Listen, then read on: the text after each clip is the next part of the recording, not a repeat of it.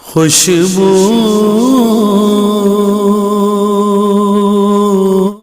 بسم اللہ الرحمن الرحیم الصلاۃ والسلام علیک یا رسول اللہ وعلی آلک واصحابک یا حبیب اللہ۔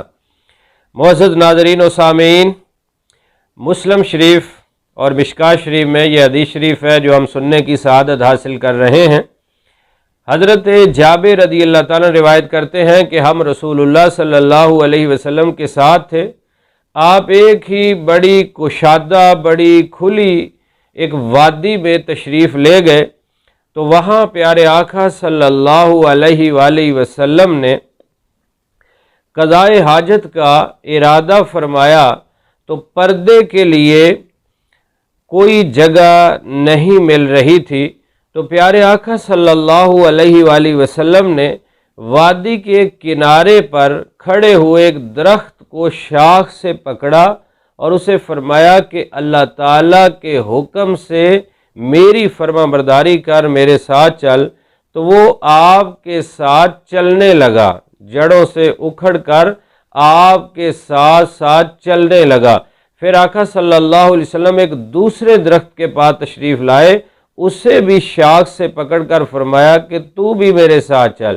وہ بھی چلنے لگا، اور پھر ان دونوں کو اکٹھے کر کے فرمایا کہ میرے لیے پردہ بن جاؤ۔ تو وہ پردہ بن گئے، اونٹ بن گئے۔ تو پیارے آقا صلی اللہ علیہ وآلہ وسلم نے قضائے حاجت فرمائی، اور اس کے بعد ان درختوں سے فرمایا کہ جاؤ، اب اپنی اپنی جگہ پر واپس بھی چلے جاؤ۔ وہ درخت چلتے ہوئے جا کے اپنی اپنی جگہوں پر لگ بھی گئے۔ تو کیا شان ہے میرے اور آپ کے پیارے نبی صلی اللہ علیہ وسلم کی۔ آپ خود فرماتے ہیں کہ شریر جنوں اور شریر انسانوں کے علاوہ کائنات کی ہر شے جانتی ہے میں اللہ تعالیٰ کا سچا رسول بن کے آیا ہوں، اللہ تعالیٰ کا محبوب ہوں۔ تو اور محبوب خدا صلی اللہ علیہ وسلم کی فرما برداری بھی ہر چیز کرتی ہے۔ آپ درختوں کو فرما رہے ہیں کہ میرے ساتھ چلو، پردہ بن جاؤ، حکم کی تعمیل ہو رہی ہے۔ دوبارہ جا کے اپنی اپنی جگہوں پر بھی لگ جاتے ہیں۔ سر سے لے کر پاؤں تک تنویر ہی تنویر ہے، گفتگو سرکار کی قرآن کی تفسیر ہے۔ سوچتی تو ہوگی دنیا مصطفیٰ کو دیکھ کر، وہ مصور کیسا ہوگا جس کی یہ تصویر ہے۔ اور اسی طرح حضرت عبداللہ بن عمر رضی اللہ تعالی عنہما آپ بھی روایت کرتے ہیں، جو دارمی شریف اور مشکوٰۃ کے اندر یہ روایت بھی موجود ہے۔ آپ فرماتے ہیں کہ ہم پیارے آقا صلی اللہ علیہ وسلم کے ساتھ تھے۔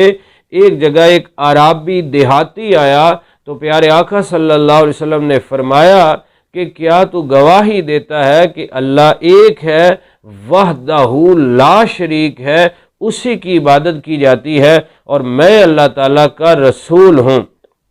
اس اعرابی نے عرض کیا کہ آپ کی گواہی کون دیتا ہے، میں کیسے آپ کو مان لوں، یعنی میں کچھ دیکھنا چاہتا ہوں۔ تو پیارے آقا صلی اللہ علیہ وسلم نے وادی کے کنارے ایک درخت کھڑا تھا، اسے بلایا کہ میرے پاس آ۔ وہ درخت جڑوں سے اکھڑا اور آپ کی طرف چلنے لگا، آپ کے قریب آیا، اور پیارے آقا صلی اللہ علیہ وسلم نے اسے فرمایا کہ تو گواہی دے۔ اس نے اللہ تعالیٰ کی توحید بیان کی اور رسالت کی گواہی دی، پیارے محبوب کی شان بیان کی، اور فرمایا پھر گواہی دے۔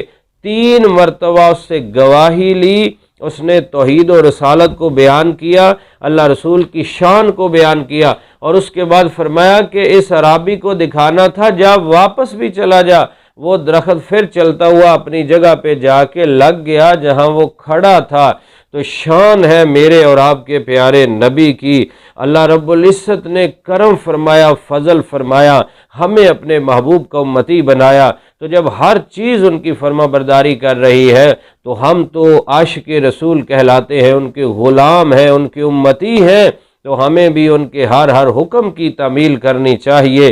آقا علیہ الصلوۃ والسلام فرماتے ہیں جس نے میری سنت سے محبت کی، اس نے مجھ سے محبت کی، اور مجھ سے محبت کرنے والا جنت میں میرے ساتھ ہوگا۔